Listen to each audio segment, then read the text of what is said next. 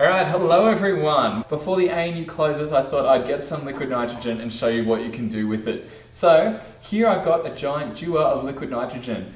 Essentially, this is just like a normal thermos. It's very well insulated, so that way heat can only travel through the wall very slowly, and that keeps the inside really, really cold. Now, I'm wondering if any of you guys remember how cold liquid nitrogen is. It's minus 190, somewhere between minus 196 and minus 200 degrees Celsius. So it is absolutely freezing. It's so cold that if you touch it, it will burn you. So that's why I'm wearing my safety gloves and my safety goggles and my enclosed shoes today. Now, I actually got this liquid nitrogen yesterday, and this is such a good container that there is still plenty of liquid nitrogen in there, even though it's been in a warm room all day. So you might notice I've also got the top plugged with a sock. So the reason we do that is if I clamped it over with an airtight lid and no gas could escape, what would happen is the liquid nitrogen would boil. Liquids and solids don't take up anywhere near as much space as gases. So when the liquid nitrogen slowly, some heat gets through, it starts to boil, it will occupy 600 times as much space when it's a gas. So what that means is as it boils, the pressure just builds up and up and up and up, and if we had an airtight lid on top, the whole thing would explode, or maybe the lid would pop off. Either way, not a good strategy. If you have a sock for your lid, then that means that the nitrogen gas can just go through all day and you don't have to worry about any pressure buildup. Now, if you have a look, if I breathe across the top of my liquid nitrogen dewar, I'm not sure if you guys can see it very well from there, but I've got a fair bit of fog that comes out of the liquid nitrogen dewar. Now, a lot of people think that that's the nitrogen gas, but it's actually not. Nitrogen gas is completely invisible. It makes up 80% of the air around us. What you're seeing is actually water vapor. All around us in the air there is small amounts of water, and that's what determines the humidity for the day. Now, when any water gets close to the liquid nitrogen, it cools down suddenly.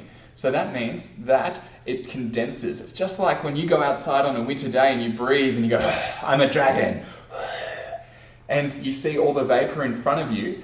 That there is the warm, moist air in your mouth going into the suddenly cold air, and essentially all the water droplets condensing. It's the exact same effect that we are seeing here. That's a little bit about liquid nitrogen. The fun part is, though, actually getting to see it. So let me get out my trusty, I've got a glass dewar for you, and we can have a look at it directly.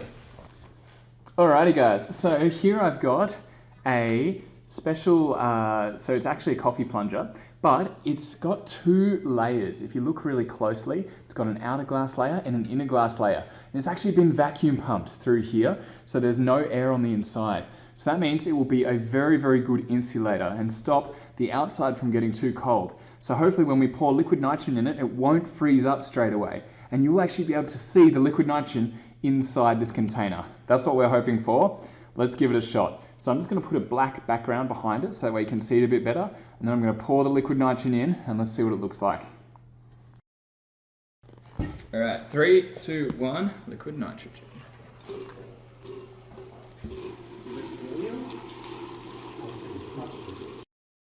So if you guys have a look, I know it's a little bit hard to see because we've got all our vapor, but here we can see that it looks like water in on the side that's just boiling away. And so that's actually the liquid nitrogen, and it's at its boiling temperature.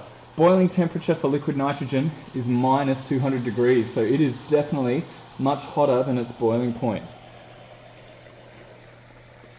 So eventually the glass is going to cool down and it should stop boiling so much, and you'll just be able to see the liquid nitrogen in the container.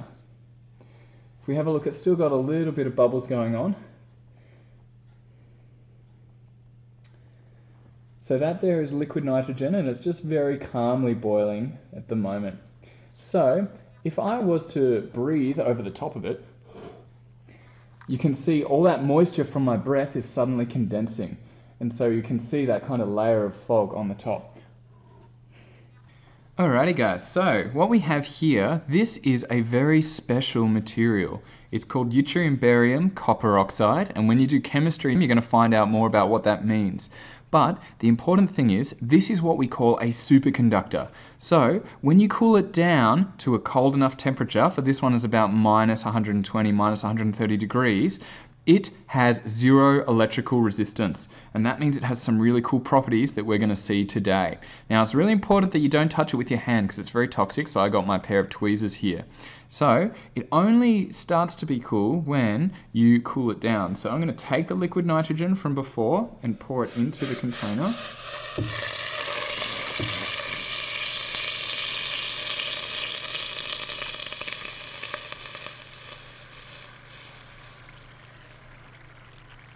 And as we can see, the liquid nitrogen is just boiling away.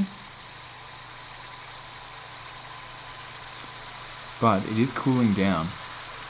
So what I'm going to do is just pour in a little bit more to help it cool down even more. This is getting very cold now. Now, what I've got here in this bag, this is a small magnet. And what I'm going to do is I'm going to put the magnet over the top of the superconductor, and let's see what's going to happen. So first of all, I'm just going to change the angle of the camera so that way you can see it slightly better. Right, now I'm going to take my magnet and put it over the superconductor. And if you have a look, it's floating. It's literally hovering above the superconductor.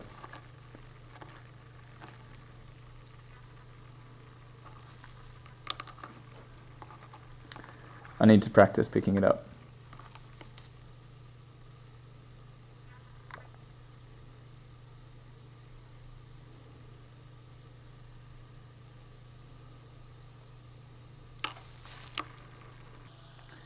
So now I'm going to take the superconductor and put it onto this magnet track that I have here. And if you have a look, it floats as long as it's cool, but then when it warms up, it stops levitating. Alright, let's have another look.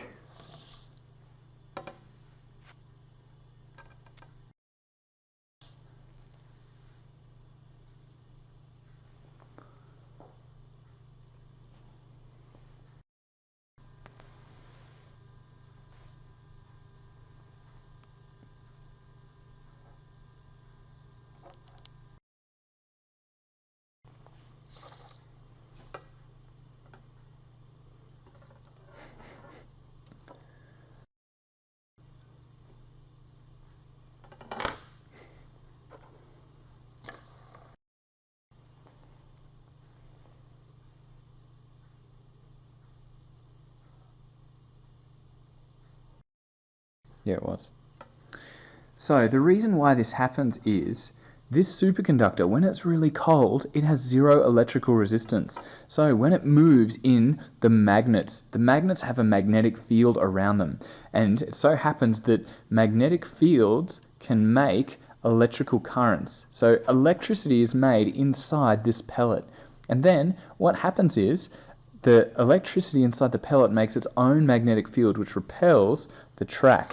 And so that means that it is able to hover above the track by using its own magnetic field to repel the magnetic field from the track. Alrighty guys, so I hope that you've enjoyed seeing a little bit about some liquid nitrogen. So as you can see now, my container is truly frosted over. Oh, I can't even draw a smiley face on it because the gloves are too good. But there you go.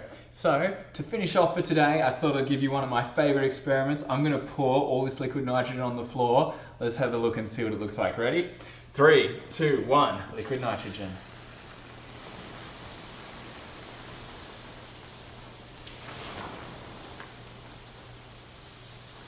Thank you very much. Have fun remote learning, guys.